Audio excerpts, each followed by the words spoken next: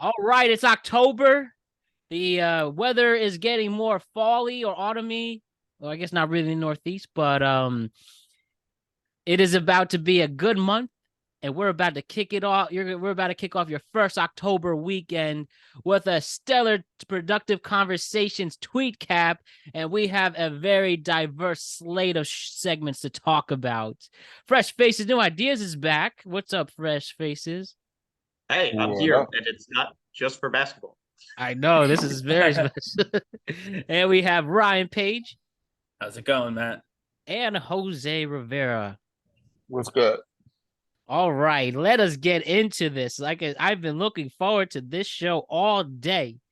And we have like I said, we have a very diverse slate of topics to get into. So why don't we talk about something that is genuinely important to this country? And let us talk about on Tuesday afternoon here in Washington, D.C., right in Ryan's backyard.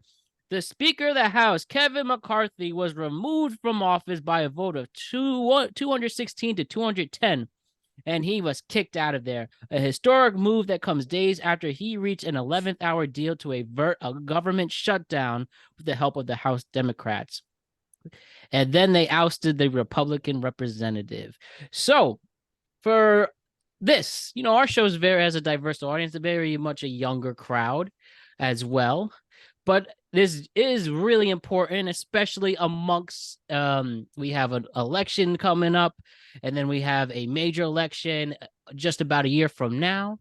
So for all the people who are doing their civic duty and checking out what's going on with this removal of the Speaker of the House, what do we say to those people who are doing the vaping and the premarital sex and the watching Netflix and doing their other lives? What should they know about what happened this week in the House of Representatives?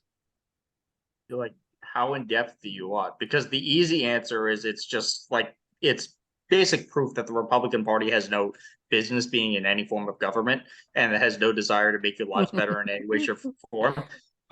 But I could go into more in depth and make it very funny if you want, because I have like very good political thoughts about this, and then I have very funny making fun of McCarthy thoughts about this. Well, I'll say this. I do think that, Matt, you described perfectly Republican Congresswoman Nancy Mace with your premarital sex, vaping, Netflix watching comments.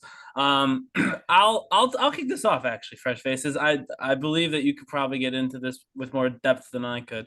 But I happen, as Matt mentioned, I live here in the DMV. We have 140,000 folks, my neighbors. My wife is one of these folks who work for the government. We're not even the largest federal government place. Texas has almost as much as we do. California has more than Virginia does. Maryland is about the same as Virginia. Mm-hmm. And what gets lost in a lot of this talk is that in 45 days, the government's going to shut down. I said this. Really? We said this before, and it didn't shut down. So full fairness, I've said this before, and I was wrong. They got it to work. They kept it open last time. But we're going to spend 45 days arguing about which person should be in charge, and the clock's going to run out, and a lot of people are going to lose their jobs. And so I think that, it could be really easy, as Matt was saying, we're talking about elections, right? Elections to a lot of folks feel like games and which team, red, blue, yellow, orange, The reality you want TV to cheer show. for, right? Yeah, who's your favorite power couple? You know who the NFL one is, right? But we don't know in politics. Maybe it's I don't even know. I don't know enough to even give you a power couple in politics at the moment. But I do think that a lot of what's getting lost in all of this, gamesmanship and who's going to take over, should they have done this, meaning either party, should they have done that, is that real people who have nothing to do with any of this are going to lose their job in 45 days because we've decided to do this. We've decided, and it was bipartisan, technically. It was, what's it called? 8 Republicans and the Democrats came together in this vote of no confidence. He brought it upon himself. I'm sure Fresh Faces will hit upon that. He agreed to these rules to get the job in the first place. So I guess you can't be too upset, right? When someone says, yeah, you can do this to me, I got no problem. And then they do it to you. It's you can't ask a dog not to bite, right? But I do think that hopefully somebody in all this really sits down and says, you know, let's not worry about this right now. Let's worry, you know, this is self-inflicted. None of this matters. This is all for show. This is all for elections. Let's actually get the government funded so it can stay open, so people can get benefits, so the employees can continue to go to work. The regular employees, not the congressmen, not your senators. I'm not talking about them. I know because they get paid. Yeah, exactly. They still get paid. But I'm talking about the actual, you know, the other employees, and not even like political employees, or like, you know, like the thinking employees, to put it in like horrible terms. Like everybody, like these are massive complexes. Yeah, these are massive complexes. People do facilities there, right? People do security there. These people are losing their jobs in 45 days. And we've decided that what's most important right now is to have a popularity contest that frankly no one's going to win. This will be the hot take that fresh faces can disagree with me on.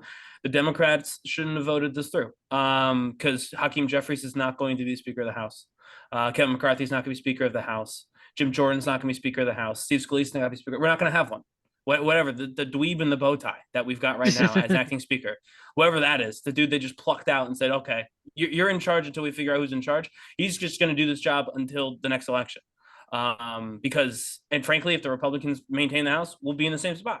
Unless they like really win and they can get an outright majority of one side or the other. It's broken. The Republican Party is broken. The system is currently broken, and they're not going to pick a new leader. And I think we shouldn't. I think we had too many important things to entertain this nonsense to this week, and for the next 45 days. But so is politics. The show must go on. They need to get their airtime. This is equal of both sides. On cable news, they needed to, you know, talk to their bases, send out those fundraising emails, and so that's what they've done. And I know because I've received a mass amount of those fundraising emails. So I'm not speaking out of my ass. I'm not speaking out of any kind of contempt for a political party. I'm speaking very much just on the ground. People are going to lose their jobs, and doesn't seem to be the priority. Okay. I actually really do appreciate how you put this, because it is important to recognize that it's not only the government employees that are going to get hurt. When the government shut down, they cannot do things like send out Social Security checks, send out people's pensions get hurt. They can't fund a whole bunch of different things. SNAP gets hurt. Head Start gets hurt. Like a whole bunch of policies that help people cross the board. But to figure out how we got here is a little bit of a long story. But I'll sum it up pretty easily, and then I'll explain why I disagree that the Democrats should have saved him. So to start with this, to start here, we have to go back 8 years. And that is during the 2016 election, 2015, Kevin McCarthy wanted to be Speaker. He was probably going to be Speaker. However, the thing you have to understand about Kevin McCarthy is, as fundamental as he wants to have power, he's also not very intelligent. He went on television and said Hillary Clinton was doing really well in the polls. And then we started investigating Benghazi over and over and over again, and look at her polls. And his party looked at him and went, "You're a fucking idiot. You're not supposed to say that out loud."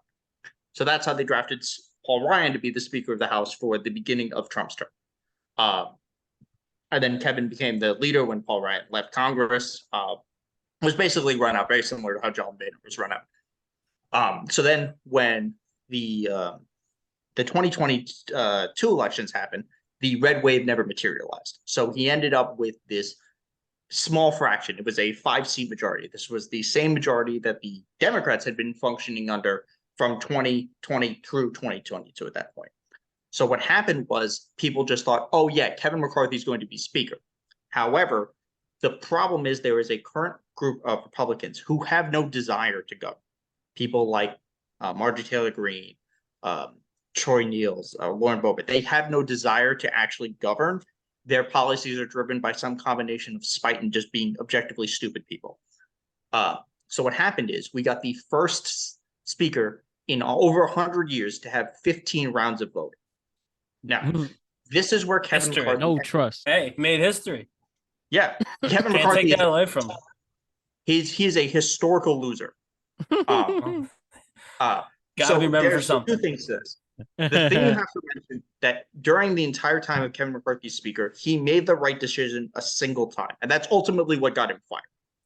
However, at this point, and this is a thing that some people disagree with me, I also believe that the Democrats made a mistake in the beginning.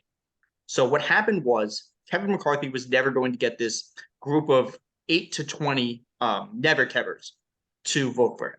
So he had to keep What they call offering. themselves? Never. No, Kevers? that's I'm stealing it from somebody else. It's just a very funny thing because that's really what They should have never T-shirts. I mean, the branding is good. Yeah, because they never had they put out Donald Trump, they put out Byron Mullins, they put out Jim Jordans, they put out I think Steve. There was like a whole bunch of different names, like just random ass people. Because technically any American who isn't indicted can be Speaker of the House, which is a whole different story for another time. So what happened is he basically had to give them whatever they wanted, and this included committees. It included, very importantly, the lowering of the threshold for the motion to vacate, which is basically the American version of a vote of no confidence. And that dropped to a single member being able to do this. Now, here's where I think the Democrats messed up. I think after about 6 or 7 votes, when it was clear that he had to capitulate to these lunatics, the Democrats should have gone to him and said, we will give you your speakership, but you have to promise us that all of these fucking knuckleheads you will not listen to. We'll just do basic governance shit. You first off, you don't have the ability. This is the other thing that they don't that seems to be lost. They don't have the fundamental ability to pass legislation.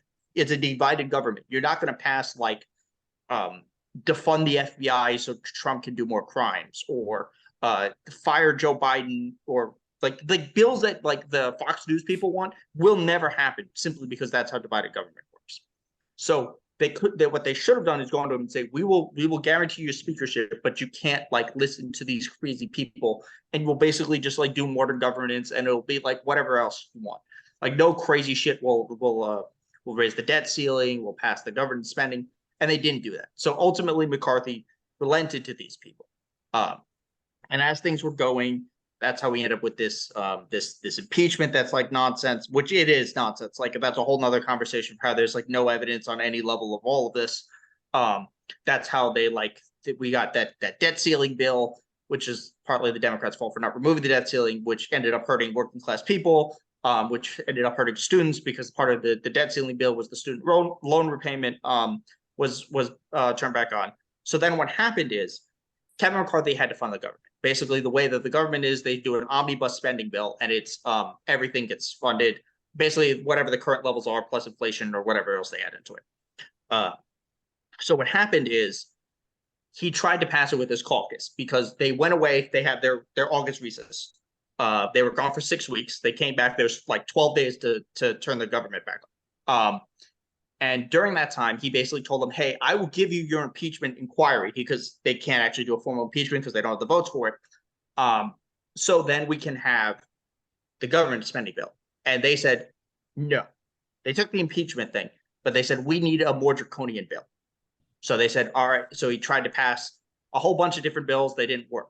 Finally, they did a bill that it had like massive 30% cuts. We're talking 30% cut to SNAP, to Head Start, to like basically shredding the pass either though. Right, but this is an important bill. This was the most conservative possible position they could have taken on this bill. And the thing that happened in this vote is they made their front line, which are the 18 Republicans who won in Biden districts, where Biden won in these mostly like New York Republicans, because the New York Democratic Party shit the bed, which is essentially why we're in this position. He made them vote on this bill. And then people like Matt Gaetz, who proposed this bill, torpedoed it. So McCarthy only really had one option. His option was, because these people were never going to vote for him, the bills. His option was, I need Democrat help to do it. So the only time McCarthy did the right thing was to ask the Democrats' help to basically pass this funding. So we got a 45-day extension. But because Matt Gaetz has all these ideas about other things that he wants to do, he said, okay, I'm going to vacate the chair.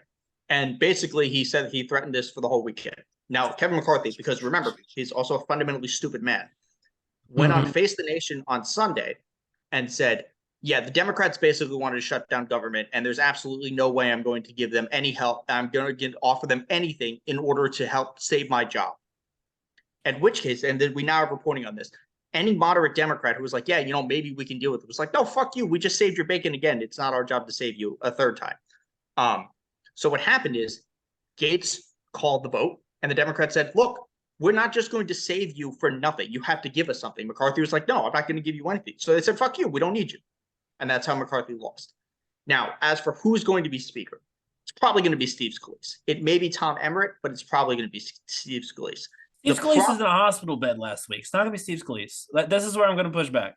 I will say, by the way, I had a joke lined up about the next Speaker of the House. I just did a quick Google about speakers, and the first thing that came up was the Rockford Fosgate X317. So they should try installing that instead.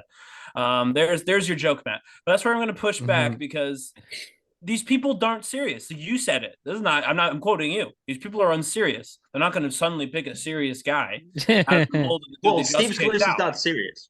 Well, he's more serious than Jim Jordan. So if we're doing clowns, then they're going to just go for the not Jim Jones, the rapper.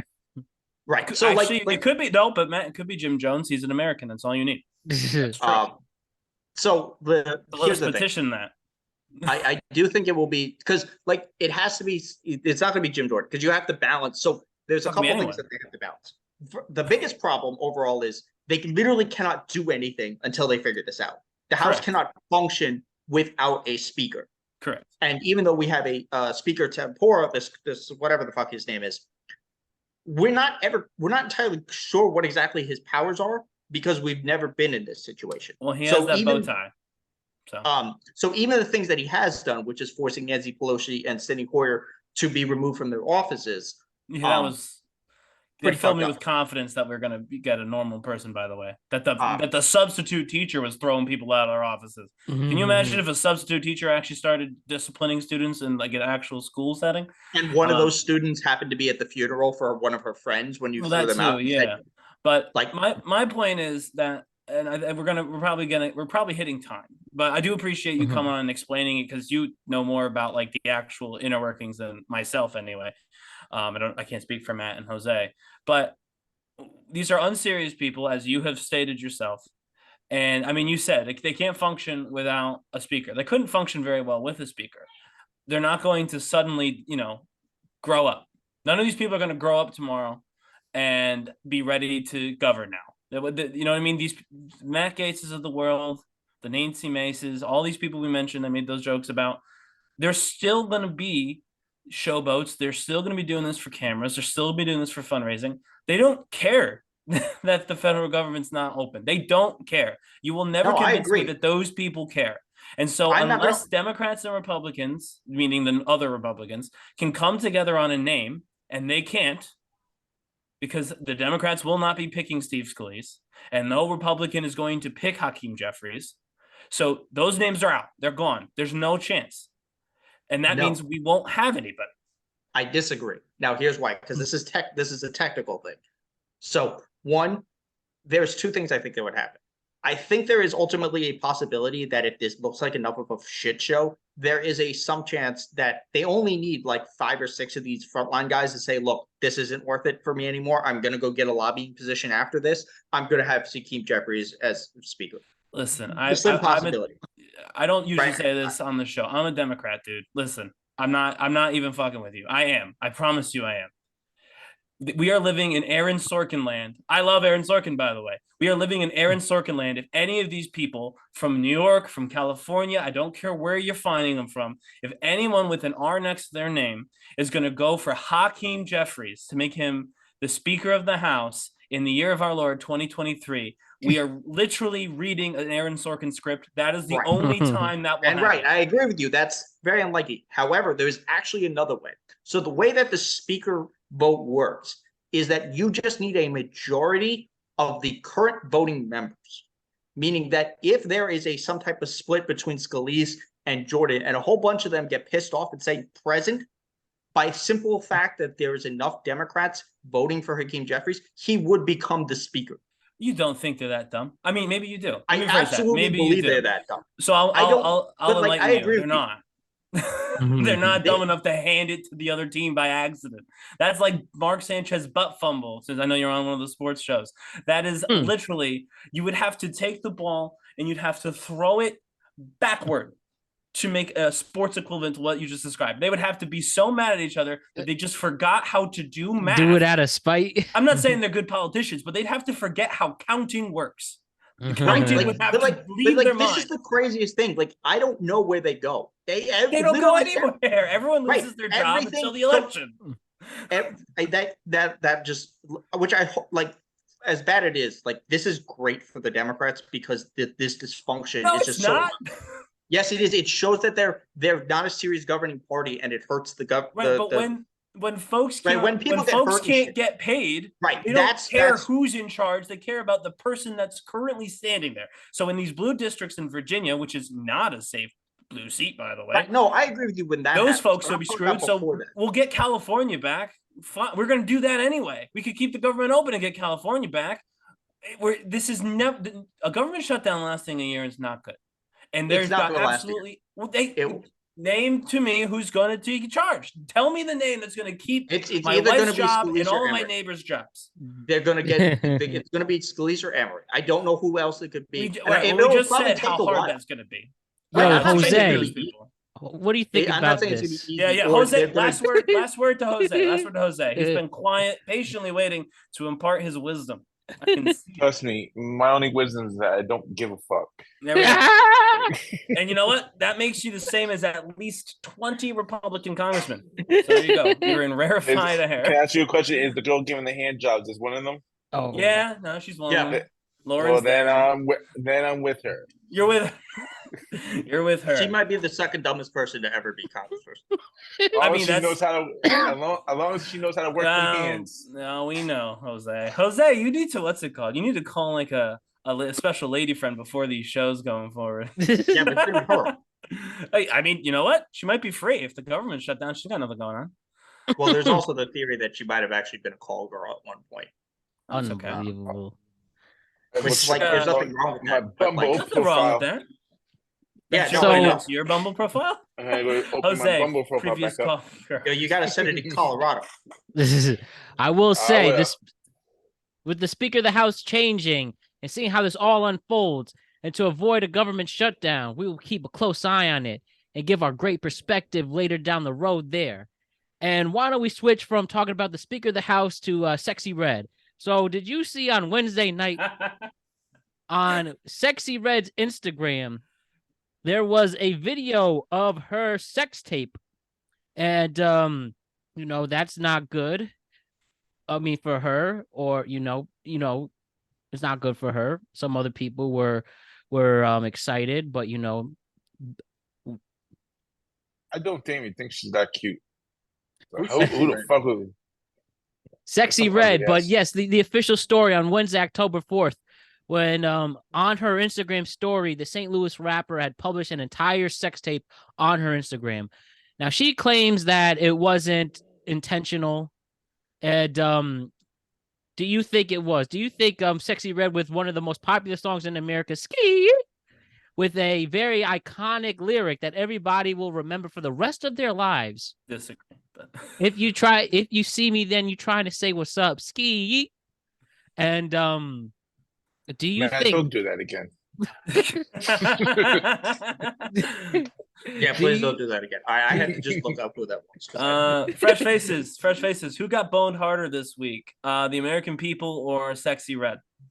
Cool. Okay, so again, I don't know who that was. Okay. She had but the answer is always the American people. Like, it's American, so there you go. To answer your question though, Matt. Sorry, I'll let you go jump right. No.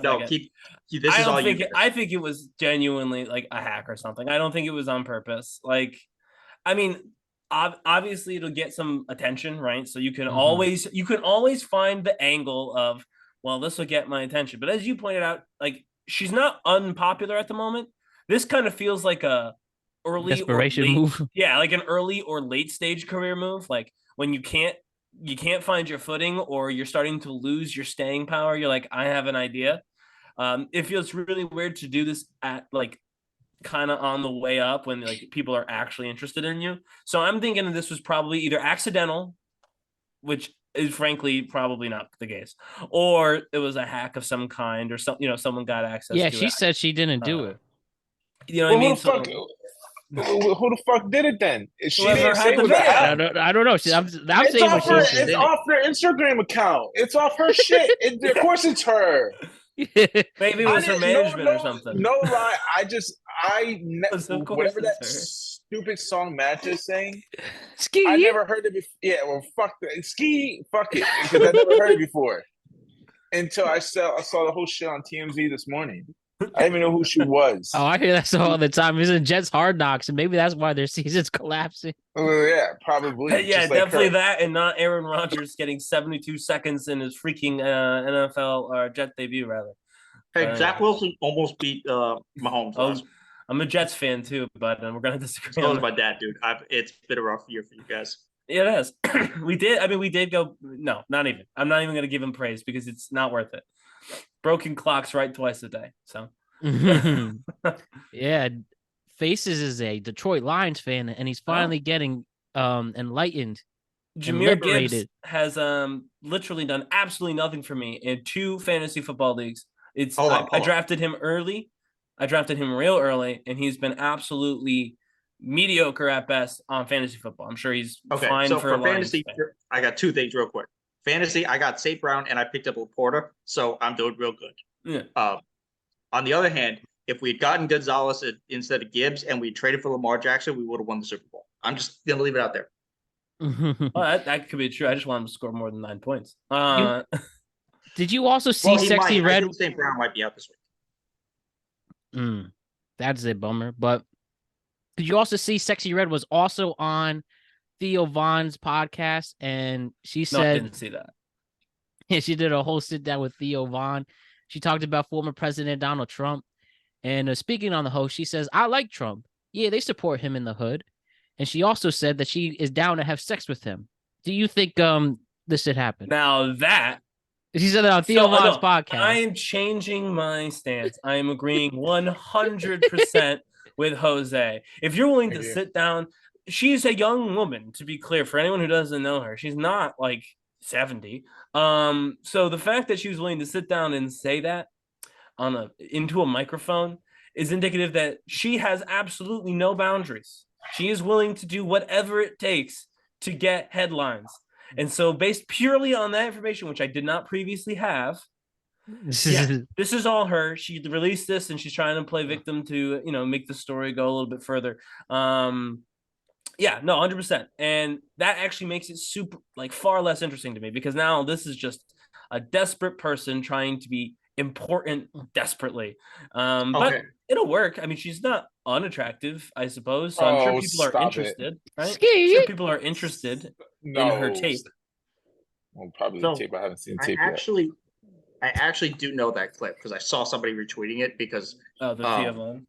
The Theo one, but not for the sex with Donald Trump. It's the other because I don't. For those of you who didn't follow politics, one of Donald Trump's 4 times he got indicted in Georgia, he got a mugshot, and the right wing's response was, "Well, now black people are going to vote for him because they're all criminals." And I shit you not, that is their bold strategy, Colin. Let's see if it pays off.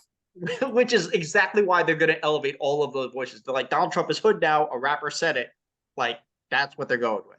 Well, I mean, rapper's kind of a strong word. It's more of a viral sensation, right? I mean, Matt, they have just the one song, correct? I've only heard the one. Yes, I've only heard the one song. And I've also only heard it from Hard Knocks, by the way. Like when you said that was in Hard Knocks, that's all I know. I know it from Hard Knocks. There's a good chance it spikes up on the iTunes. It gets really popular for a week until they remember that she's a black woman and they hate black people. It's all AstroTurf shit. So she might actually be smart enough because these are the easiest mark in America is a Republican voter. So other than that, good on her. I think she'd be good with anyone. I think Jose is right. Jose, you've convinced me. That and this ridiculous interview. There's no way that this wasn't her plan to try and get somebody, trying to get somebody to pay attention to her, right? Yeah, this is clout chasing. Obviously, her second single didn't do too well, so I'm gonna just put this tape out now. I could make a music video, or she could. a different kind of video. Well, technically, her second song, Pound Town 2. with Nicki That could Minaj be the Oh, music come and video. Tay on. Keith. That could be That's- the music video. That could be it could be on purpose. It's literally called not 1, 2. Was there a 1? I guess so. Her top 5 songs on Spotify: Ski, Yep. Pound Town 2, Peaches and Eggplants, Looking for the Hose, and Hellcats SRTs 2. Damn, So that she bitch clearly gets has a around. type. I want to know what I want to Oh. hear. Pound Town 1. If Uh, someone can I play can't Pound play it Town on. 1 I can't for play it no, on the stream, not but 2, 1. I want to hear the original, the not story the arc. sequel. Yeah, Oh, Is it's man. like is the there one? Ignition remix, right? The I guess Ignition so. remix was really You big. know- What was you the know what? original Ignition, right? You know I what, want to hear Matt? the You original. should go look up the lyrics and sing it to us. You know, that's what you do. We could definitely save that to the end. Okay. But why don't we talk about something else? Let's talk about Jimmy Butler. Did you see on Media Day on Monday, the 34-year-old NBA All-Star showed up in straightened hair, painted fingernails, and piercings. The second year in a row where he chose to show up to the event with a new look. You know, last year he had crazy dreads. And he said, quote, yeah, laugh it up, he told the room of snickering reporters. He added, I'm very emotional. This is my emo state. And I like this. This is me. And he also added, this is how I'm feeling as of late. Is this any sign that Jimmy Butler will win the MVP this year? Then he stormed out of the room saying, "This is really me, Mom. This is not a phase." And went ahead and played what's Avenged Sevenfold on his iPhone Nano or iPod Nano. I mean, I don't know what this says, man. I don't know how you're linking this to the MVP conversation. I don't know how you're doing that. I think it says that he has a hair straightener. Jimmy Butler's so much fun. We've learned that, or he knows someone with a hair straightener, or he paid someone with a hair straightener. But I think that's really all we learned from this. I mean, obviously he did it last year, right? So he likes to change up his look around this time. I doubt that this is his. I mean, listen, if he goes out there and like plays an entire season like this, right, with the hair and everything, put eyeliner on, Nah, get progressively. He already He's already back. Yeah. But I'm saying, if he did, right? If he was like, or make it his playoff look, that'd be really funny. Where's all black? Yeah, that would be really funny. But no, I don't think this has anything to do with his basketball ability. This is just, I think, something he's doing to make himself giggle. You know what I mean? He's like, watch this and go out there. And throughout the entire year, right? when they show Jimmy Butler's headshot and stuff, it will be of the emo look. Yeah, exactly. So it's like a funny thing. By the end of his career, you can point to all of the weird. I'm sure he'll do something else next year too. You know what I mean? Like, it'll just be. It's like a thing he's doing to amuse himself. Which is like what you should do for Media Day, because Media Day is kind of like goofy as fuck, because it's all like, hey, how do you feel about this show? I was like, I'm in the best shape of my life. I'm gonna go win the like he's like, yeah, fuck it, I'm gonna show up and change my hairdo. Like, why not? The I emo love look Jimmy is interesting Butler. though, because it is He's- super different. He's super smart for doing it that day, though, because then it kind of avoids the Dame Lillard conversation. Yeah, that's right. After You're Jimmy, right. Yeah, Damian no one's been Lillard gets talking about traded last So week. everybody stopped talking about it and all looking at the emo look. Now it's like it kind of avoids that and kind of moves on from the situation because you Jimmy wanted to avoid Butler, that. media mastermind. Yes. Maybe not MVP. For maybe sure. media mastermind. Maybe he's So so smart. working the strings. His Miami Heat went from like the second best team in the East down to like the fourth real fast in one Just trade. for the emo look. In one trade, yeah.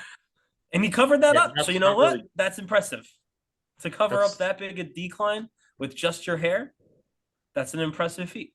I would be crying too, knowing that I've been going to the back to the Eastern Conference Finals, and now that ain't happening no more.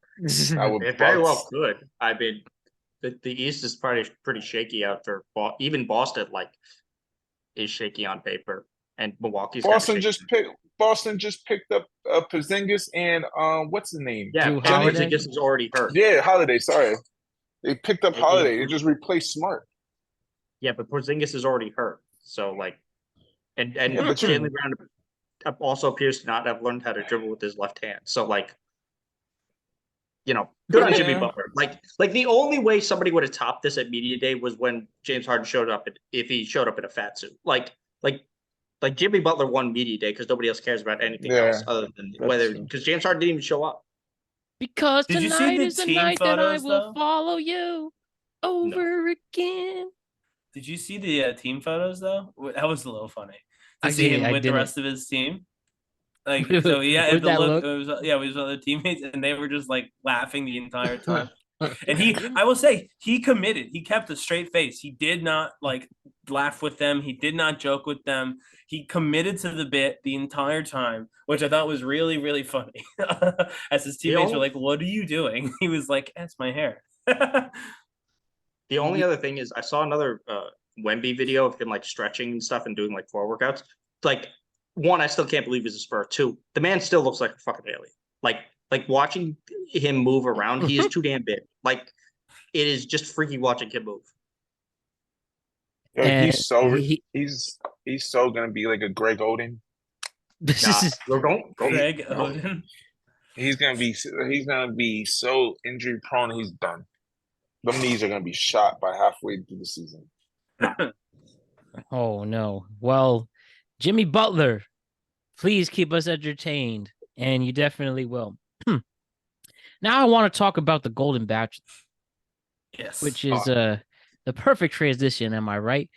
The newest, here from a Forbes magazine article, the newest Bachelor is proving to be a ratings darling for ABC and Hulu, as last week's premiere of The Golden Bachelor, a spinoff featuring older adults searching for love, became the most popular Bachelor premiere in the last several seasons, including episodes of The Bachelorette and Bachelor in Paradise.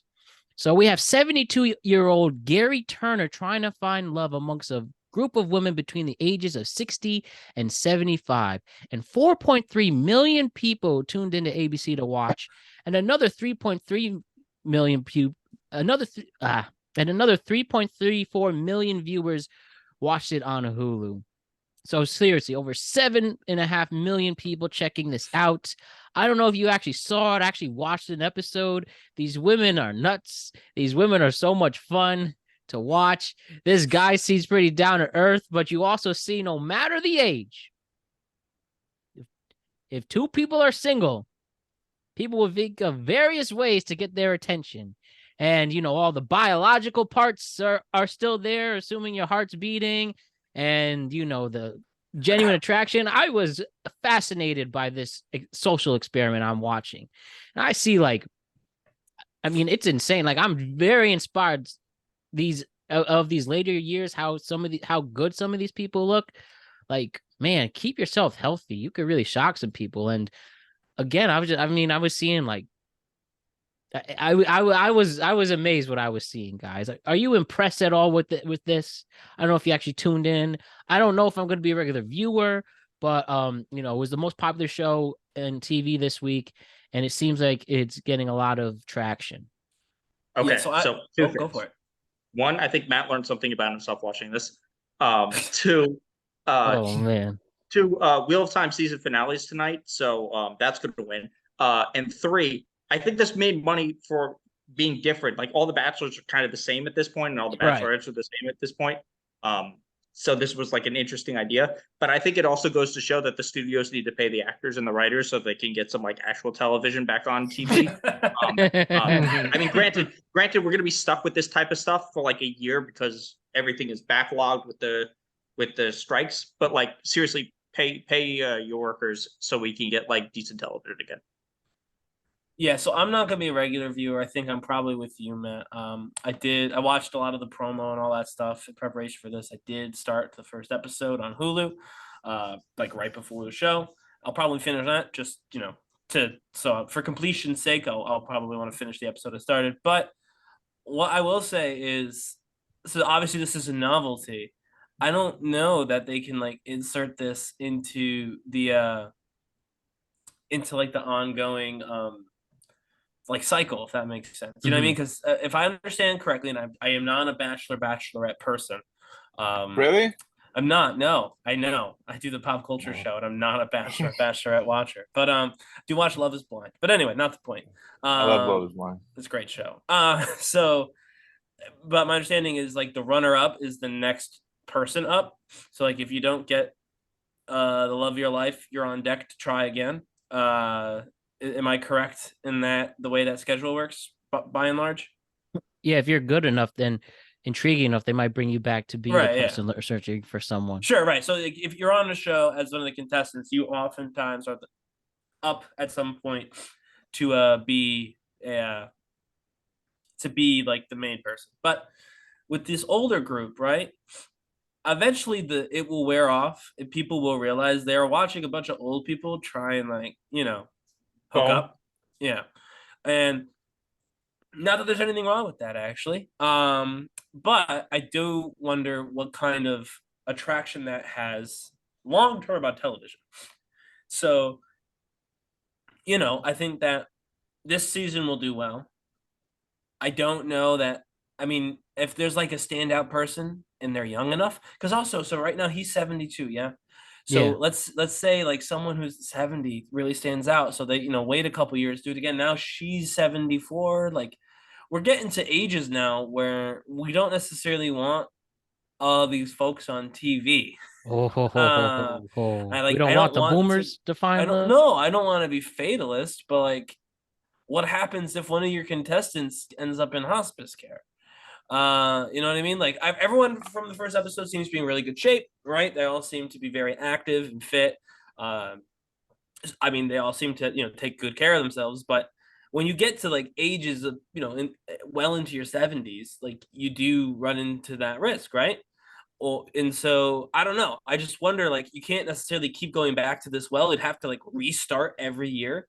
And I feel like that this is not something that this is a fun one-off. I would be shocked if they do it more than twice. I don't know if they'll see it that way. If it does, I mean, the numbers, yeah, the numbers were good, so they'll ride this until the numbers fail because that's how the networks work. But I don't foresee this having the staying power they probably hope it will have based on the early numbers. I think it's just because. Well, A, because The Bachelor and Bachelorette are so similar, and B, like I've watched The Ultimatum, I've watched Love Is Blind, right? So you have competition on Netflix now, and then you also can get even raunchier with like what's it Naked called? Attraction? The Love Island, yeah, no, but like Love Island, right? And like what is that one? Too Hot to Handle. I don't think they're doing anymore, but they did a few of those, like MILF Island. Right, exactly. Like you can get even spicier, so like people can get a lot of people can get kind of their insatiable appetites fed in this space already, so kind of going the other way makes sense because it's getting really crowded on look at how hot our contestants are end of the spectrum. So like trying to find maybe another angle in that space I think is Ugly good. love? I just don't I got you. I don't think you can call it It's ugly the, love, Matt. I know I probably would be a casting director's dream for ugly love. However, if they said we have this show, we want you to be on it, it's called Ugly Love, I probably out of principle would say I don't want to be on it, and they'll be like, "Why, you think you're attractive?" And I'm like, "No, but like if I'm on your show, I have to admit it. You know what I mean? Like I have to say it to the entire world, like I'm Ryan and I'm on Ugly Love." What was your simple idea? arithmetic. 1 + 1 = 2. If Ryan's on Ugly Love, he is therefore. So yeah, you can't go ugly, but I think this is like a way to kind of explore a different aspect. I have to assume these guys are not going to be quite as like promiscuous and quite as like overtly sexual as their counterparts on the other shows are. I don't know. I watched some of those contestants. They were getting freaky in that. They were. I saw like one woman. There was just one of these women just taking his face and sucking it. Like, oh my goodness. Yeah, but he's like 75 years old. I feel like ultimately by the end of the series we'll have less of those moments. I do. There was some pretty, and there really was some poor moments. Or it's still The Bachelor, rather. No matter what your age. You're still going. If you have those, if you have that tension in your body, and as long as the other person wants the tension to share that tension with you, you're going in. When you get to that age, though, I feel. I mean, I don't know. I'm not that age. I just feel like it's bound to just over the course of the season, it's bound to. The answer to it is easy. You just keep. You have a med team on standby with one medic and you can't do that. No. I'm so like we do this for baseball games and like sports where we have like a crew on standby. You just do it for the show. Gary, get back out there. Jared Bear, what are you doing? You got women out there. Come on. Yeah, Yeah, just take an Advil or whatever. Everyone No, he but gets a like bear aspirin before every pool scene. Yeah. Yeah, like whatever Unbelievable. the next season though, and this would be a fun throwback. You guys remember the show Beauty and the Beast or Beauty and the Geek? Yeah, yeah. that was on like CW and stuff. Yeah, they Mhm. do a version of that for the Bachelor. That's their next season. And Beauty now I'll and the take my Geek. $1 million check. Bachelorette Geek Squad, bunch of geeky Yeah. guys going for but make it one of the contestants from this season. Bunch of geeky guys get a really hot grandma. Yeah, and Jose, Well, have you there's been impressed by obviously this going to be a show? woman version. Like they're obviously going to do a woman version. Oh yeah. They should do a chubby chaser one.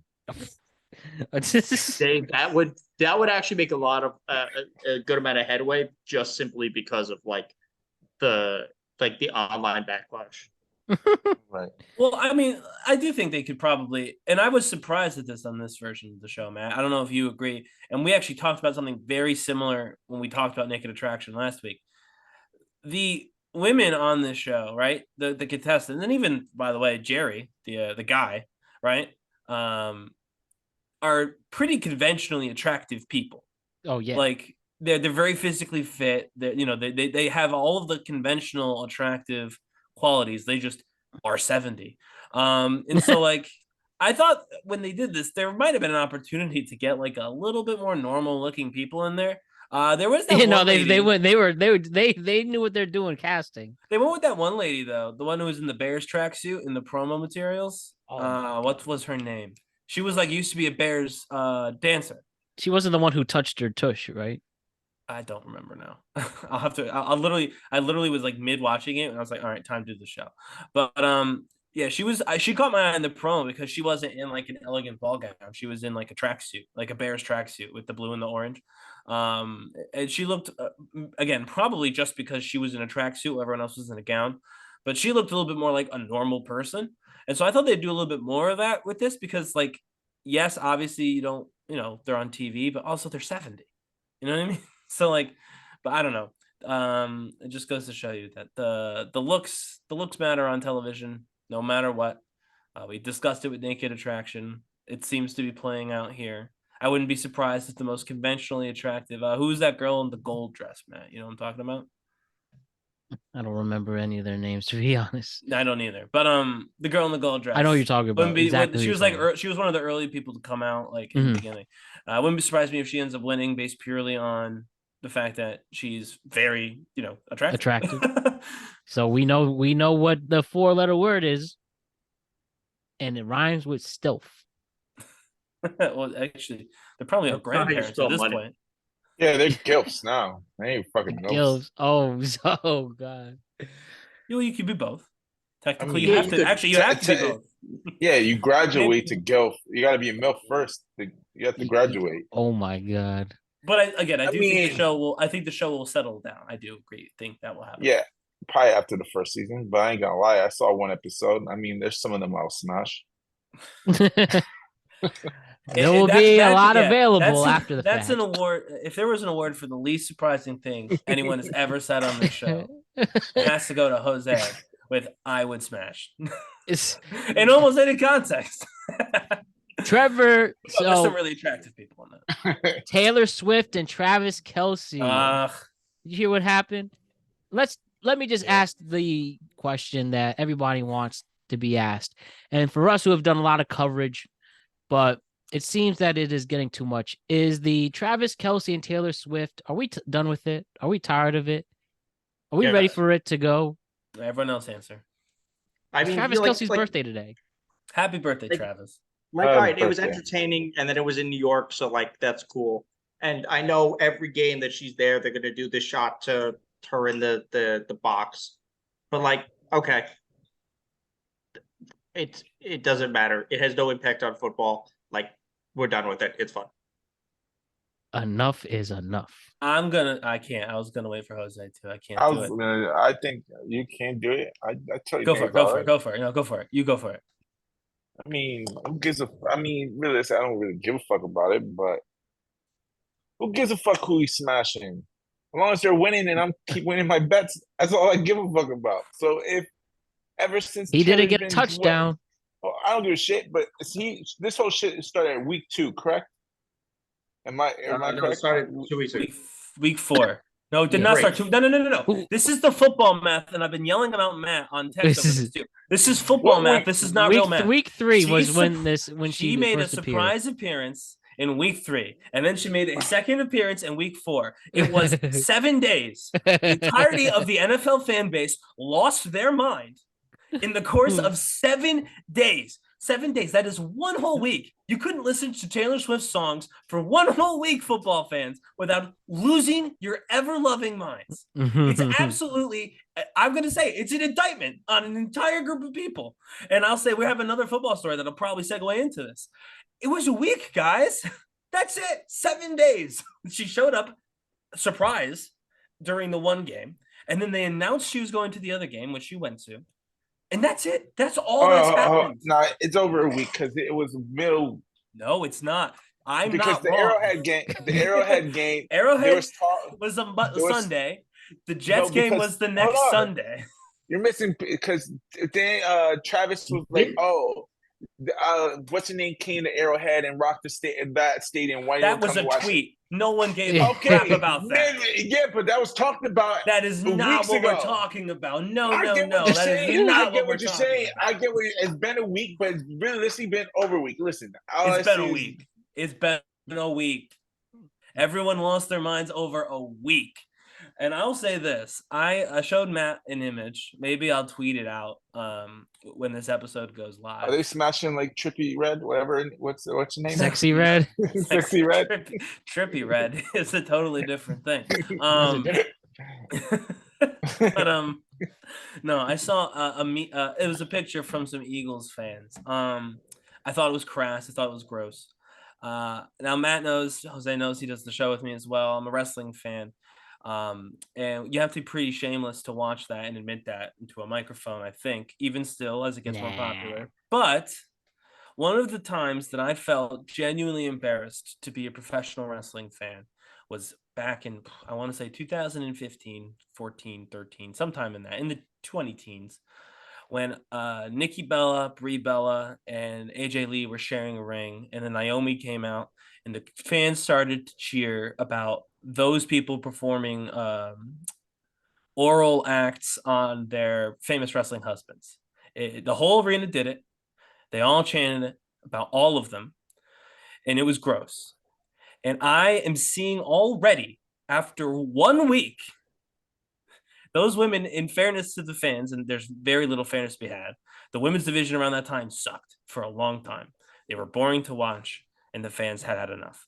After 1 week of stellar ratings and a couple of songs we don't like that much, NFL fans got there. They went from 0 to 900 in 7 days. You got to think about that. It is a game. Children play this thing, not for millions of dollars, but they play it nonetheless. Wait, the amount you of think hate. This is not Taylor Swift people getting invested in the football, not the football fans getting invested in Taylor Swift? No, this is about football fans not wanting Taylor Swift in football. This is what this is about. The Taylor Swift fans don't want to be football fans either. They just want to watch Taylor Swift do literally anything. And it's weird. It's weird. I will give you that. You know what is Doesn't funny? make sense to me. She didn't have to be in front of camera. She was specifically in perfect view of each camera each time. She could have sat in the back of that suite. See, this is what I'm talking about. What? That's bullshit.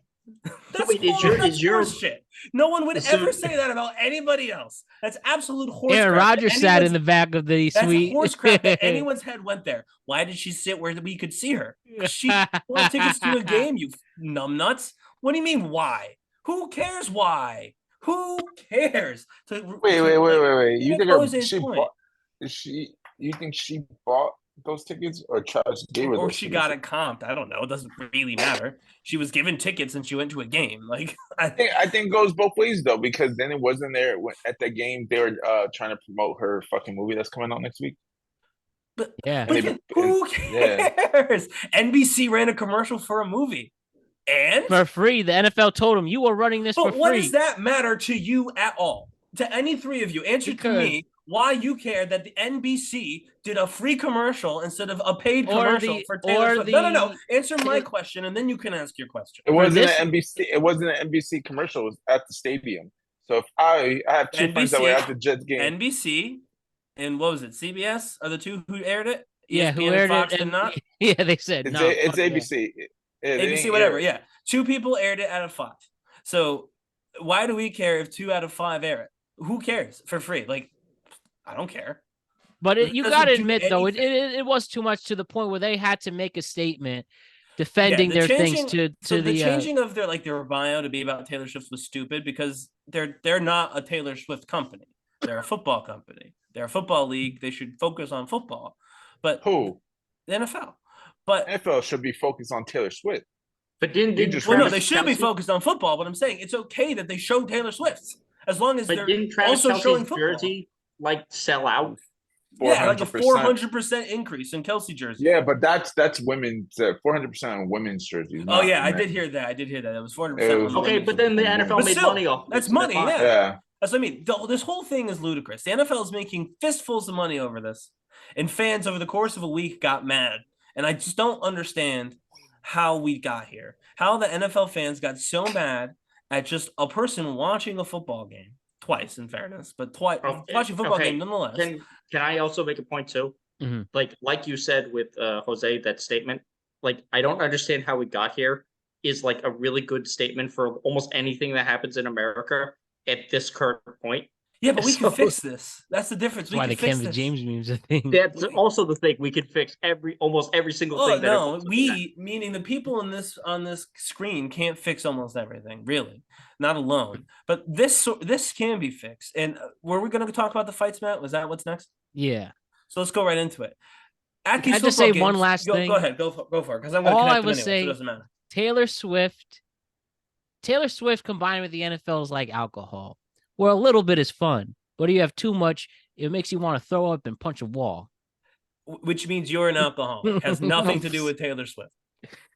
If that's your reaction, I love talking about Taylor Swift, but even I could say, and Travis Kelce says they're overboarding it. Well, they're overboarding it because they're invading this man's life in this young relationship. And there's also been reports this might be their way to have her accept a halftime show, which would literally destroy TV. She said no 3 times. Yeah, I know. I'm saying for the future, though, for next year. She said no 3 times. If she doesn't want to do it, she's not going to do it. Travis Kelce's not going to. But this is why the NFL. Well, we'll scratch your back. These ads we could charge millions of dollars. We're letting you do it for free. Just show up. She could just stand there and do this for 15 minutes, and it'll be considered a modern classic. More people watched the Chicago Bears play than watched previous freaking playoff games last season. Chicago Bears are 27-3 right now. She already gave the NFL plenty. She does not owe them anything. Millions of people watched the Bears play. The Bears suck. Well, they watched her, but not the Bears. No, I know they watched. Nobody knows who Justin. Most of those people watching don't know who Justin Fields is. Exactly. Millions of people watched her watch a Bears game. The ratings that she gave them were freaking through the roof in that game. They got their money's worth out of it. Maybe she actually likes to watch the football games. Maybe. Maybe. I think she came out and said she's an Eagles fan at some point. Well, she's from Pennsylvania, so that makes sense. But yeah, and then the big thing, as I said, maybe they actually like each other, and I think they do. We'll see what happens. I'll say last thing before we move on. If she shows up to Minnesota this weekend, she likes him for real. Yeah, because nobody shows up to Minnesota for shit. Hey, you have to go to Minnesota to do that. All right. No, Minnesota is great, I'm sure, but you're just saying it. Bullshit. Fucking cold. I'm sure it's a nice city. It's just cold. It is cold, yeah. So just 2 more segments, and then I have some questions, some deep internet questions. First, this is a general thing, also NFL related. We talked about. Well, it was talked about on this show, on the NFL show, how the fights at NFL games are getting insane, where literally somebody was beaten to death at the Dolphins and Patriots game earlier this year. And you know what has happened since then? I know. Well, it was fatal. One punch enough. So Brother, good. all I'm just saying that, and in response to this, we just see more fights. I saw Raiders and Chargers fans fighting, Seahawks and Giants fans fighting. People are going nuts, men and women, men and men. I saw it's those stands are ruthless. And it ever since that, the NFL hasn't made a statement. And I saw a couple articles. Well, the NFL is willing to, promote Taylor Swift, but can they at least take a step forward and make sure their fans are safe? Because we've seen a lot of fights there. But that's not the NFL's problem, though. I know it's not, but I'm saying should it be the NFL's problem? Should the NFL step in? No, this is about personal responsibility. This is the same as the people who lost their minds over the Taylor Swift. Everyone needs to grow up a little bit, just a little bit from where we are now. We're at 6. We need to get to everybody 12. should give more hugs. No, it's not even as corny as that, Matt. Yes, that's funny. I get it. But in all seriousness, because someone did die. And then the question is, well, we can talk about Taylor, but we can't stop. You killed them. It's you. You were the fans. Look in the mirror. You're a fan of football. You did the fighting. The NFL didn't fight anybody. Taylor Swift's not fighting anybody. Hugh Jackman made it out alive of that Jets game. You're the fighting people. It is the fans who are fighting. So if you want the fighting to stop and you're an NFL fan, just chill the fuck out. Collectively. And I know when I say it in that voice, you're 100% right, but that's not going to happen. Well, then you can't be mad. Then you can't be mad. You can't expect people to do your shit for you. You have a job. I agree with that. Do it or don't. But don't get mad when no one does it. Can we talk about first off, the NFL can't keep its employees safe. I mean, it's a dangerous sport. In fairness, they know that. But how long did they hide concussions and shit for? So let's he's right. Don't fight people at stadiums. It's not worth fighting people at stadiums. If you're somebody who thinks you get too frisky at games, either don't go to games or stop drinking so fucking much. I'm sure the $18 beer isn't worth you laying somebody out and ending up in a jail cell for a night. Yeah, the one guy killed a man. He's going to jail for a long time. Obviously that person's probably going to jail for a while. But in general, you're gonna get tossed out and probably banned from the stadium forever. You know what's funny though about this, and people make the points? These security guards look so weak. You have some 80-year-old woman trying to stop it now, stop. You have because they were expecting to have to walk you to your seat, not break up a freaking prison riot. Should they have more police there? Fans should behave. But I know they're not going to behave. Let's be clear about something. The answer to should we have more police is almost always no. In every single circumstances. But yes, just fucking behave. It is. It's funny too. The contradictions that people. I see the meme pages. Look at this fight. We have to stop. Look at all these people filming instead of stepping in. Yet you're the one broadcasting these very fights. No, but seriously, Matt, you don't see the problem with the thought process. The NFL fans in these last two segments have been hitting each other repeatedly and have been, frankly, I'm just going to say it, making pretty fucking gross comments about Taylor Swift for no apparent reason. And the problem has to be the NFL needs to do something about this. The NFL needs to police the fans more. The NFL needs to stop showing fans things that make them upset. Why are we in that mindset where the fans can do no wrong and that the NFL has to bend around the bad behavior of fans? The fans are behaving badly. And maybe because I'm not, I'm a Jets fan, but You want to start a fight every game. But say it is what it is. I mean, frankly, if my fantasy football team wins, I don't really care what the Jets score is. That's just a true story. If I win fantasy football, I couldn't care less what the Jets do. The Jets can literally lose every game. If I win fantasy football, I'm sad. So I don't care. And maybe that's why I can see this, because people have their fandom burned so deep in there. Right. But it's we are the problem. It's look in the mirror. If you're the one who's getting mad about this stuff, all of this stuff, you're the one who can get brought to the point of rage about a football player in any capacity, be it their performance, be it who they're dating, be it what team they play for. If a football player can bring you to the point of actual rage, you're the problem. It's not what you're watching. It is not the people around you. It is not a lack of security. It is you. It's on you. And to answer your question, we shouldn't try and find another solution, Matt. We keep doing that. We keep saying, "Oh, well, people will never change, so we'll work around it." No, clearly not. Somebody died. People change. They went to a game thinking I'm going to enjoy watching my Patriots, and now I'm dead. So nothing's going to change. I mean, people die doing like all types of dumb shit. Like people go to water parks above their heads and they drown. Like I don't think Patriots are bad, but I don't know if they're dumb shit. You know what I mean? Yeah, like that's like I think I like the Jets. Like, Jets going to a Jets game is dumb shit. I'll give you that. Well, I mean, you could go to a Bears game or at this point a Panthers game. True. Because the Bears they're up like 30 points right now. Like he's right. Like it's fucking sports. Like the only people who should be like really mad would be the players, and they're not fighting for it because they're all millionaires. Yeah, they don't care. Yeah, and the argument is, oh, I bet on this game. Well, if you bet enough that you're fighting somebody for this, you have a gambling problem, which is a totally different conversation that we need to deal with in terms of like how gambling works with people, because it's addictive and shit. But like, how's that? Do you like, gamble? Yeah. Have you ever hit a parlay by hitting your neighbor? No, I mean, it depends on what type. I mean, are you in prison? Like, there you go. Like, see, probably hitting will still, even if you're betting, hitting. I will say fight will still not fix it. I shouldn't laugh at somebody's misfortune, but I saw this person last year in a Packers Raiders game.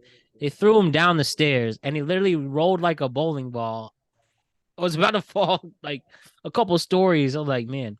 Which all I'm like saying dangerous. Is, it's yes, funny, you're but right. dangerous. You're right. Mind your business. Watch the game. Maybe if I have kids, but I'll have to wait till they're older to go to a game. I think that's fair. But or have a suite. You should not be bringing babies to a game. Like your kids should be like probably 10. Right. Exactly. Or just go strapped. I've seen. No, that is a terrible idea. That is literally anytime you introduce firearms into a situation, more people die. Literally. I will say the NFL though. The only time I've ever seen a sweet fight was at an NFL game. Wait, what? The sweet fight? A suite, like in a box suite. I've seen a fight happen there at a Chargers game. Like there's a video of them fighting in the damn suite. So real talk, if Taylor goes to another game, but she does start a sweet fight, does that make it all better? Are we all friends with her again? That's what we need. Okay, we need Taylor. We see her. We see her again. Hold up. If she shows up to a game and starts a sweet fight, the response from the craziest motherfuckers is this woman should be banned from football from life. That's what they're going to say. You know what? He's right. What she needs to do is when Travis Kelce celebrates touchdown, she should show her vagina in the suite. Hey, no. All right, Big Cat, with your nonsense. Yeah, obviously we're not into that. And that, by the way, that does bring up Big Cat said something very similar to that. It was gross when he said it. Who's Big Cat? He was the guy who said she should release a sex tape, right? Yeah, exactly. With Travis Kelce. That was fucking disgusting. And then Sexyy Red said, "Oh, hold my beer." But but in all seriousness, yeah, the way that fans have taken to football this year has been cultish at best. Yeah, and it really needs to be addressed, but it can only be addressed by the fans. It can't be addressed out. No one can save us. Fans have to make the realization themselves and fix it. The festival of friendship. The fans aren't the only one losing their shit over Taylor Swift. Like, I don't know how many of you saw this. Like, you're aware Travis Kelce is like doing Pfizer commercials, right? Mm-hmm. Yeah. You know, like there have been some truly unhinged things said about this. Like Newsmax hosts Aaron have called for them Rodgers to be executed. Called Mr. Pfizer, which is pretty funny, actually. It's not even the halfway point of the season yet. Not even close. The quarter point this year. I think this season is wild. This season makes no sense. This season is and there's a lot. There's not a lot of there hasn't been a lot of competitive games either. A lot of blowouts. There have been a lot of blowouts. That's because a lot of teams have been really fucking bad, and then the good teams are like really good. Seriously. And then there's the Broncos who are just fucking terrible. One more story before we finish up some how do you get 70 hung on you on your defense and you don't have negative fantasy points? Like, how is that possible? Like, Jacksonville's defense was rated worse than the Broncos defense that week. Like, what type of system are you using? That makes no sense. It's the script, man. It's the script. The script. I mean, yeah. Taylor got When you cast give this up season. 70, when you give up 70 points, you'd think that'd be the worst defense. I didn't know that they were the. I didn't know that was a thing, but They had 2 points. Jacksonville was -2. well, they didn't give up any turnovers in that game, so You gave up 70 points.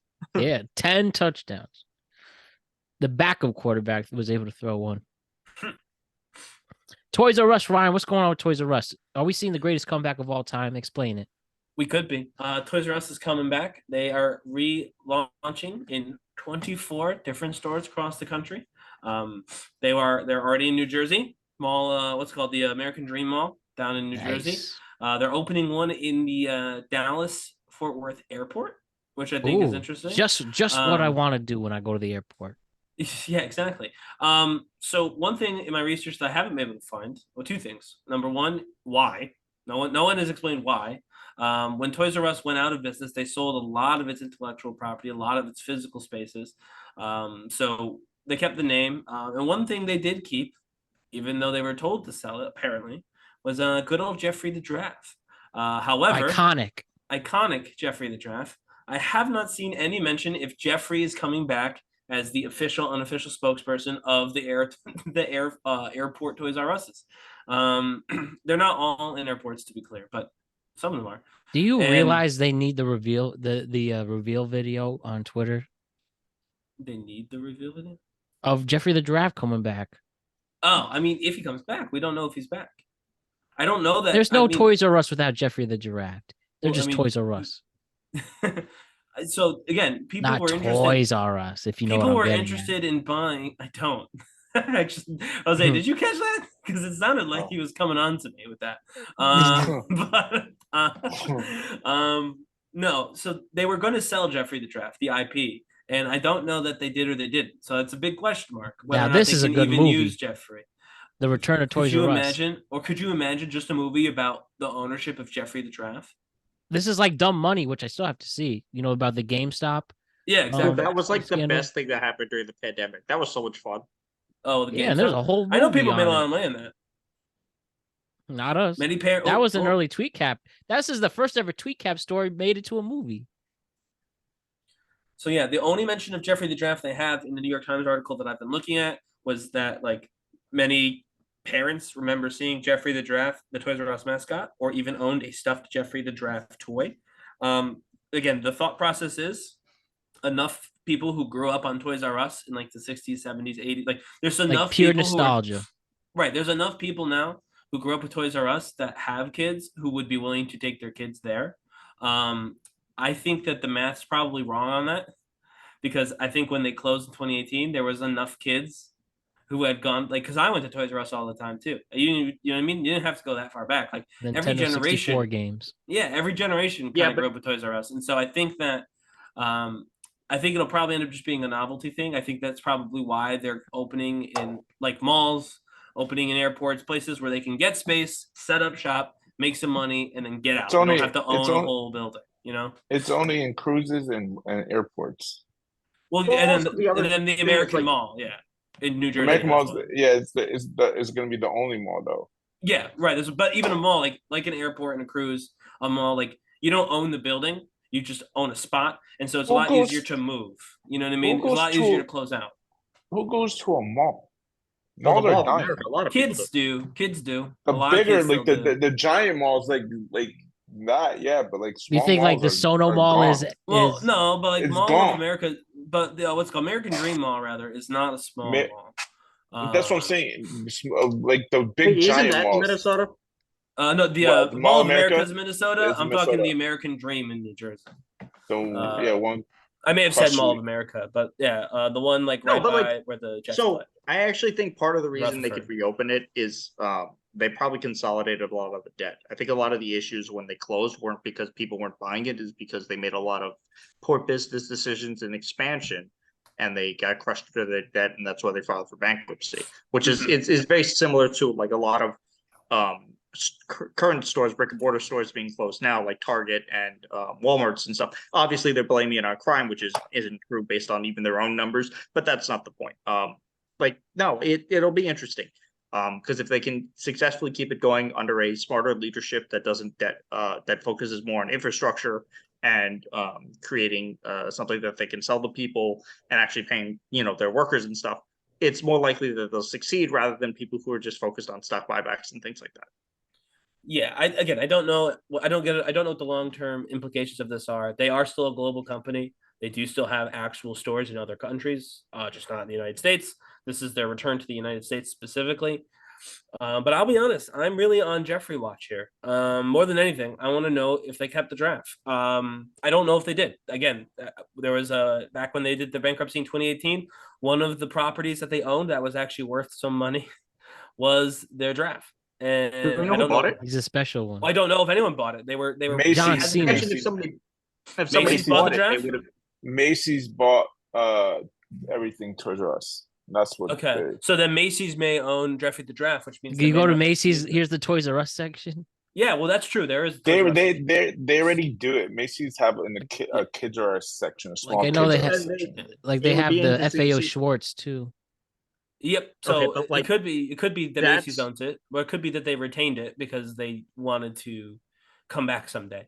So I'm just waiting for the new the tweet reveal of where Jeffrey is. Did he take his talents to Macy's, or is he sticking with the Toys R Us brand? That's what I want to know.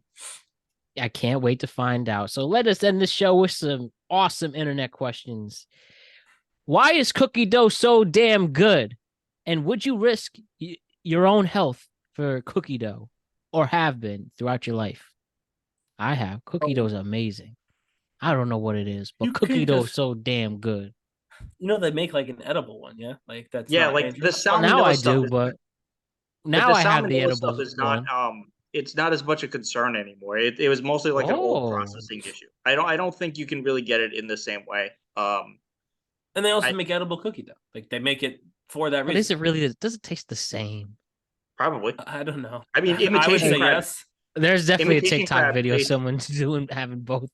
Side to Imitation side. crab tastes essentially the same. So like, why couldn't imitation cookie dough?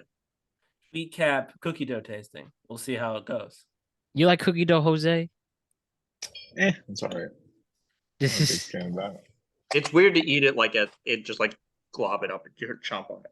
Oh, when you're a kid, though, you do that, right? Like when your parents are making cookies or whatever. That's a rite of passage, right? Lick the spoon or whatnot. Mhm. My childhood was normal. No, Dude. no, it is. There is one thing that people have been talking about for years, and it is so universally beloved. And this question needs to be discussed throughout the culinary world. Should chicken tenders be on every single menu, no matter what the restaurant? God. I have to say, I thought once you said chicken tenders, I thought there was going to be another question, and it is, are they sandwiches? Which is a thing that I've had to debate with people. Chicken tenders are they sandwiches? Wait, what? Wait, are Listen- chicken listen, tenders online sandwiches? politics is weird sometimes. They discuss sandwiches? No, no, Or chicken our tenders and sandwiches? Yes. I'm confused. No wonder why no one gets anything done. Our No, it's online politics. It's not real. Wait. So, should chicken tenders be on? Well, I guess it depends. Like, you should always probably have it as like a kids menu. and an then be adult able to- menu. What Yeah, about and for then just- grown-ups? Yeah. I That- love the- it depends. I mean, obviously, yeah. If you have it on kids menu, you throw like two more on, and you charge for an extra $10. Fuck it, why not? Like, no but, like, matter if you go to like a Roots Crisp or something, and you're ordering chicken tenders, you're a fucking idiot. Like, like Blackstone Steakhouse. I want some chicken yeah, tenders. like if you like, they should be there for like a kids menu, and obviously it's easy enough to like upscale for like an adult if you have a child's palate. But like, All right. Around the horn, when's the last time you ordered chicken tenders and where? A week ago. This is Wait, where? at Dutch's. Oh, okay, that's fine. It's fast food. What was that? Yeah, What about yeah. I don't remember the last time I ordered chicken tenders. I usually don't order chicken tenders. you? Okay. I mean, that's Honestly. the normal answer, by the way. I was expecting I think everyone to it have that answer. it was Really? probably the last time I got like a KFC, because they have the tenders, and they have that little like $5 tender piece thing, and that's Yeah, like it. I was at a bar. I love And they ballpark didn't- tenders. They didn't have a very big menu, and I didn't want nachos, and they basically didn't have wings though. They just had like nachos or chicken tenders for the most part, and like fried calamari. That was their bar food. That's all I need. And I was like, no, I don't want seafood with my Michelob. So I got chicken tenders, and I was severely disappointed. Oh, they're bad chicken tender. Now nothing's worse than a bad chicken tender. Of course they're bad. They're probably Tyson's. They probably just microwaved them for me. But yeah, that was the last time. That was probably like, I want to say 3 or 4 months ago. So this is a two-parter. You don't go to like as an adult, you don't like go to a place and order chicken tenders. Oh no, definitely not. Unless Maybe you're like a going diner. to Buffalo Wild Wings and you're ordering like spicy tenders or some weird even shit. still, just get chicken wings like an adult, like a grown-up. Bone in. That's going to be a question for next week about boneless versus bone. Okay. What is the best type of coffee? The one you don't drink? I don't know. I don't drink coffee. What do you mean? There? Black coffee, coffee with Splenda and milk. How do you like your coffee, right? There's a 2-part question to this, by the way. Okay, so this is just part 1. Part 1 is what's the best type of coffee? Okay, I typically you like espressos? Do you like coffee. iced coffee, like that? Black coffee. I typically have an iced coffee or a cold brew. A lot of times I drink it black, or if I do put something in it, it'll be like oat milk. But it's nothing more than that. If a coffee is not tasty with nothing in it at all, then it's not good coffee. I will say I don't drink coffee either, but I will if I'm desperate and like extremely tired. I need something, and I'll drink it black. What are you, Jose? I'm a frappe type of guy. Oh, really? Which kind? Like where from, rather? Starbucks. Really? I would not have pegged you as a Starbucks guy. Well, they have a deal where you get Delta points. So you basically double your Delta points every time you go to Starbucks. That's actually a pretty sweet deal. Now the second part of this question: why do people who drink black coffee think they are better than everyone else? Because it's healthier. Yes, exactly. That's true. That is healthier. They think it's more of a personal statement, if you will. Well, isn't it also like it's I think it's more bitter, and 2, like it's more the like, oh, I'm caveman, I'm like more Roman shit when they used to drink coffee just straight without all these like fruity flavors and stuff. Well, as someone who drinks a lot of black coffee, I mean, I don't think I'm better than anyone in anything for the most part, but I mean, there is a health benefit that's actually like factually true. The part of coffee that gets bad for you is the additives. Like if you just drink black coffee, you're getting very few calories, very few fats and sugars. It's just if you add like 6 packets of Splenda that you're going to run into like health problems. So I guess there is that angle. And I think also, I mean, I kind of made the same thing. Like I made a bit of a comment earlier, like if it doesn't taste good black, it's probably not very good coffee. And I do stand by that. Like, that's not to say you can't add stuff in and like the taste of caramel, right? Or like a Frappuccino. But like, I would say that you can make one of those with bad coffee and you pretty much won't know. Like it won't come up like that the coffee's bad because you're drinking like the caramel and like the creams and all that stuff. But like, if you're interested in like a good, like the coffee tasting good, like liking the taste of the coffee, then the best way to check that would be to just drink the coffee. Like you don't have anything else in it, right? And I don't love coffee. I do like me and my wife, we do actually like seek out coffee bars when we go on vacation or whatever. Like we will, because as we discussed, I'm up early as is she. And so a lot of times in the mornings we went to Sedona, Arizona. We tried out a couple different coffees. Like Sedona, Arizona. That sounds like a name of a TV show. You never been to Sedona? It's a very nice. It's near the Grand. We're like an hour from the Grand Canyon. We went to see that. We did some other stuff too, but yeah, like. So I don't know. I think that if you're someone who likes coffee, then I can see why you drink it black. But I don't think there's anything wrong with liking like cream or sugar or anything like that. I think those are all valid. I wouldn't be like, oh, you're not really drinking coffee if you drink a Frappuccino. You are. I just think that it is harder to taste the coffee if you add more stuff to the coffee. I think that's just kind of simple math, right? Sugar and coffee. All right. So nobody saw all that. Don't get the reference. No, we heard it though. Okay, we heard it. Whatever that's supposed to mean. If somebody says they are terrible with names, does that actually mean they don't give a shit? Jose, what do you think? I'm terrible with names. But is it because you really are bad with names or you don't care? I really don't. Yeah, I don't care. It's gonna take me a couple fucking times to get your name. No, sometimes like it's bad. Like this shit happens to me every day. Like when I'm taking a patient in to a nursing home or shit. I swear to God, every single time I forget. Like unless it's like a basic ass name or it's like something really crazy, I forget their name literally every time and have to check my records. I got yelled at it one time too. This woman was like, "I don't have time to wait for you." I was like, "Ma'am, it takes me 30 seconds. Literally, it's taking me longer to have this conversation with you than find out what this person's name is." Like sometimes it's just like a thing. So I want to preface this, Matt, by saying I too am terrible with names. And I think no, not but I think it does kind of indicate a lack of. I think not giving a shit is too strong a phrase, but I do think like when someone introduces themselves to me, I usually am doing something in the middle of that, right? New coworker, let's just say, comes in, like, this is so and so, like, I'm working, and so I'm like, oh, hi, nice to meet you, and then it's gone. Like Jose said, it takes me several times knowing and talking to you to like know your name, and a lot of times it frankly takes me going up to somebody and having a very awkward conversation of, I'm so sorry, I don't remember your name. What is your name?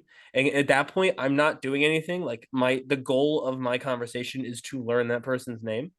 And so if they can get past the fact that we've already talked probably more than once and I still don't know their name, then I'll know it. But some people can't. And I think that's totally fair because some people are really good. Like when someone comes and introduce themselves, they drop everything, they get super attentive and like they learn who this person is. I am not that way. And again, I don't want to say it's not giving a shit. I think that that's too like strong a term. That's me being like, oh, I don't care about you, which is not true. But I am thinking about something else. You know what I mean? Well, technically, you're right and you're wrong. I don't give a shit because I just met you. So I don't know shit about you. Right, but like, so it's not like, but it's not. Will you remember a girl you're trying to talk to? It's not a personal. It's just right. It's not malicious. It's just like I don't really know you. I'm in the middle of something. Like, nice to meet you, and then you move on because you're right. I'm more in that realm because I'm more. I need it multiple times before I get it like that, and then I will never forget. Right. I basically need to ask you your name. Like if you offer me your name, I'll hear you and it will go away. I have to ask the name. If I ask the name, that means like it's all I'm paying attention to, and I'll remember your name. But if I don't ask for your name, and you like offer it up as part of like something, if we're doing something, you can pretty much be sure that I don't remember it, unless like we're really like together a lot. And then like maybe I'll hear enough people say your name, they'll just kind of like through osmosis just be like, oh, I know that name. You can't do the trick where you're like, hey, what's going on? No, because I don't live in a sitcom. Oh man. So just two more questions. One, you meet somebody, whether online or in person, and you are awaiting your first date interaction and stuff. I think it's pretty clear that if the conversation is dry and weak, you should abort and not see them because they don't care enough. Or is it you're overthinking? Maybe there is a chance, and the weak conversation can make up for itself when you meet in person. Which side are you guys on? I don't know. Like, as somebody who just recently got out of the dating game, like if it's dry, like you give it a couple days. Like usually, especially if it's online and it's not clicking, you kind of know like right away, and it's kind of easy to bounce away. So you don't even have to like worry about it. I think it's at this point like you know or you don't, or unless you're like new to online dating or new to like the dating scene, you kind of can tell at this point. Right. Absolutely. Want to go, Ryan? I was like, you or me. I think we're gonna say the same thing, so I think you can go. Dry comment. I just literally just had cut this bitch off 2 seconds ago because she was dry as fuck. Mid show. I did just now. Whoa, we could have got her on the show to do this. Just Come on. text her. It's like, hey, listen, if you want to Content. chill. Nah, it just seemed like the conversation wasn't going nowhere. So I was like, if you want to smash, just let me know. Just keep it moving. All right, so we're gonna say the same thing as Jose knows because I never include the word smash in my answer. But I do think that if you don't have a connection, it is okay to bail. Yeah. Now, I think, as many of these questions often do, have a kernel of reality to them, and I do think that people, while they're dating, can overthink. I think dating's supposed to be fun. I never did online dating. So I can't speak to that aspect of it. But I know that dating writ large is meant to be a good time. And if you're not having a good time, it could be because of the dry conversation, or it could be because you're not letting yourself have a good time. So I would say don't be so quick to say, oh, I'm not having a good time. This must be a bad match. Consider, at least for a moment, that you're blocking yourself from enjoying the experience, from enjoying like getting to know somebody, from enjoying getting to have like an interaction. Like we went how long without like talking to people as a collective nation? It's okay to have an interaction with someone that doesn't lead to, meeting your future wife or, as Jose eloquently puts it, hooking up. Right? It's okay if not. I don't. I know what you call it. I know what you call it. I think that it's okay if you're like, you know what, good conversation, or maybe not even good conversation, but like fine interaction, not for me going forward. I don't think you always have to try and like algorithm through, texts per second. Is this compatible? Sometimes you could just meet them and find out in person, have a good night out. And that would be my advice. Really? Yeah, that'd be my advice. If I can't text you, what makes you think meeting in person is gonna really mean anything? Like, you never know. Any different? You never know. Some people are bad at texting. I will say I agree with. I agree with Like, Jose. sometimes it's easier for me to have a conversation in person. Right. Like some people are like, because some things don't come across in the same way through texting. You don't have the same emotion or emotes like the feeling behind whatever you're saying may not come across in the right way. Or maybe you're not.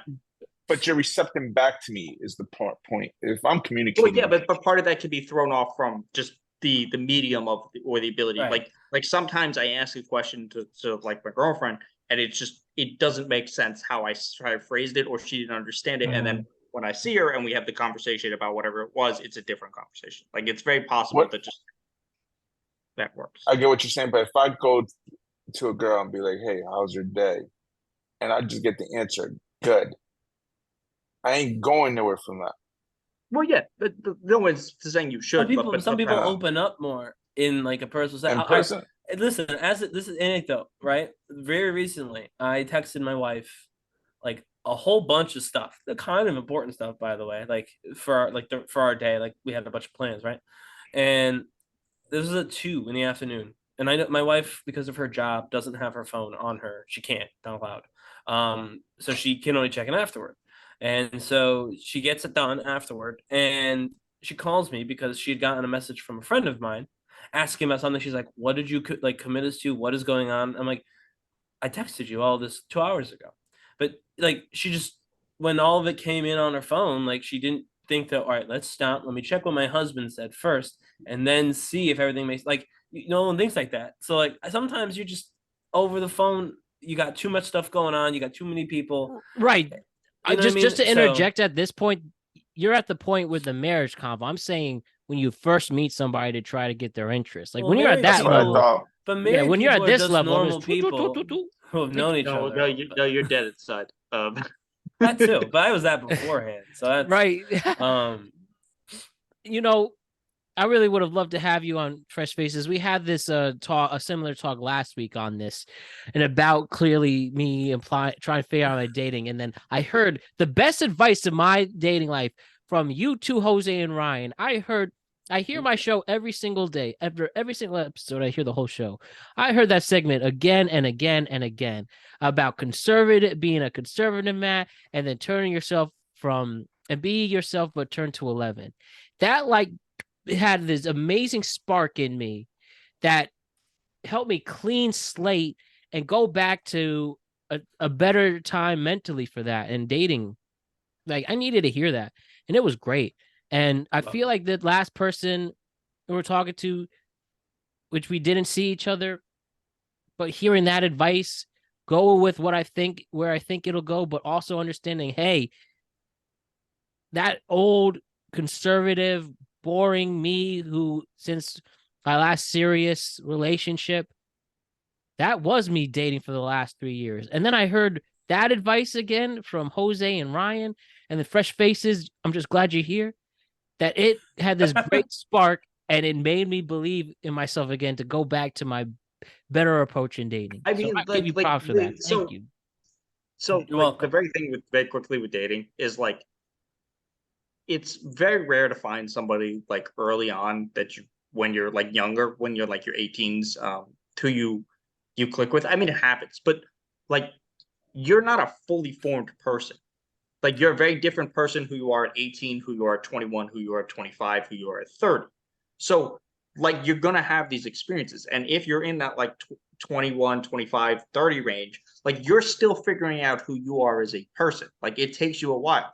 And the real answer is just be as weird as you want to be. Like just and be exactly. you, and like, I think that helped me better earlier on. I wasn't because myself. You have to be secure with person. yourself before you do something else. And like if you end up in a relationship where after a while it's like, hey, look, we've been at this for a while and I don't know if I want to do this anymore.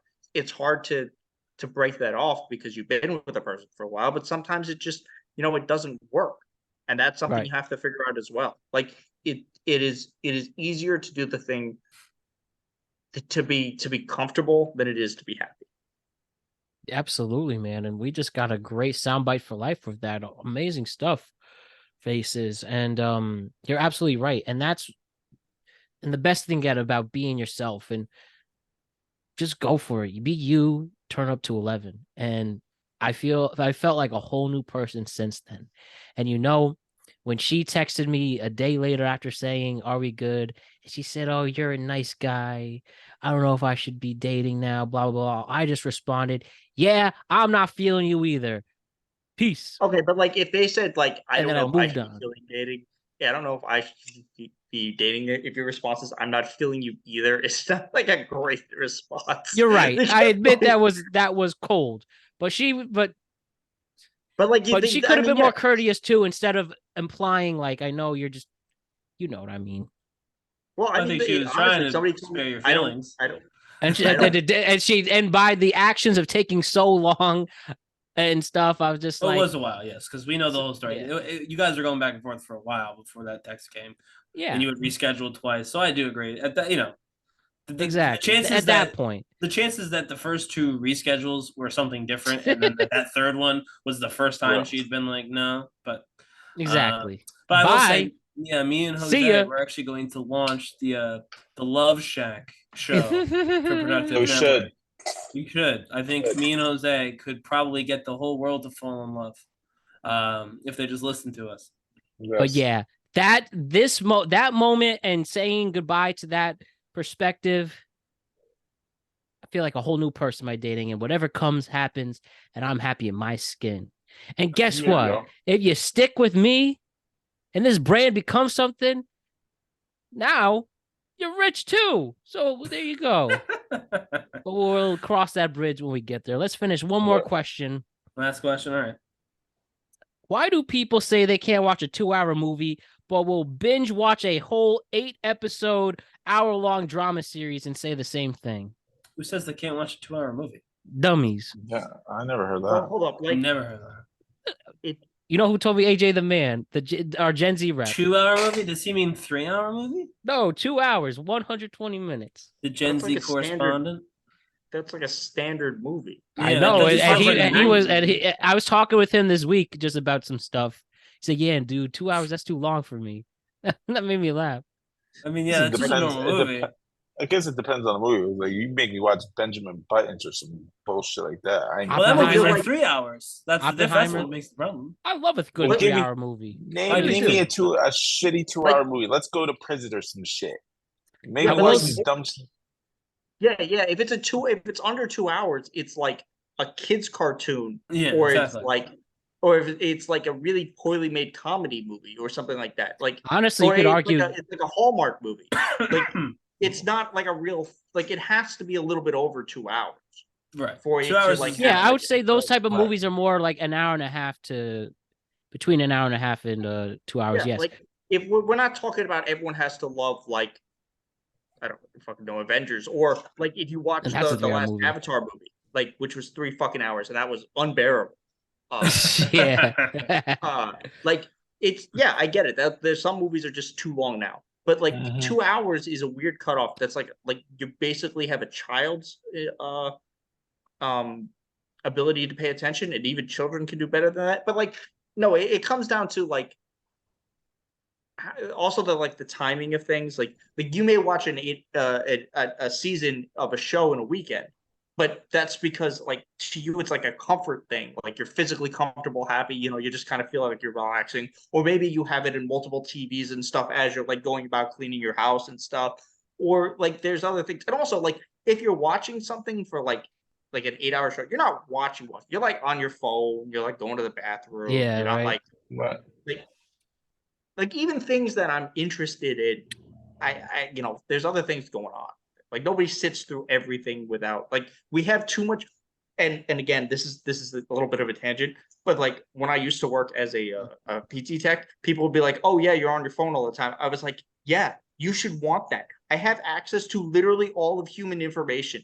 For all you know, I'm bettering myself.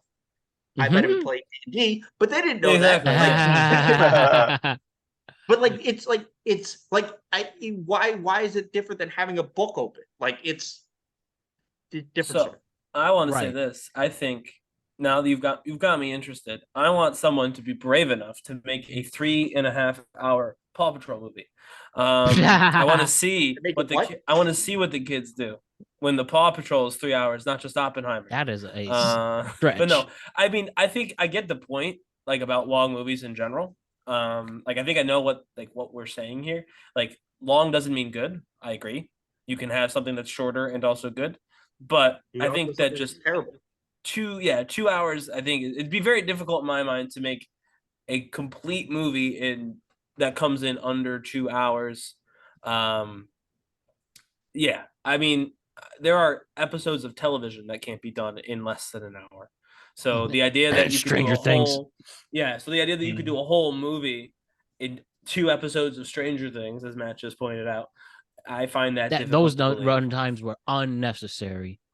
I agree with that too, but I'm just saying in general, like I do think it'd be, if someone can do it, then good, do it. By the way, I think if you could tell a story quickly, that's good. Then you should never make your story longer just to have a longer story. But I think 2 hours is like Stranger Things. Yeah, exactly. I think 2 hours is under 2 hours is a very difficult goal for a movie.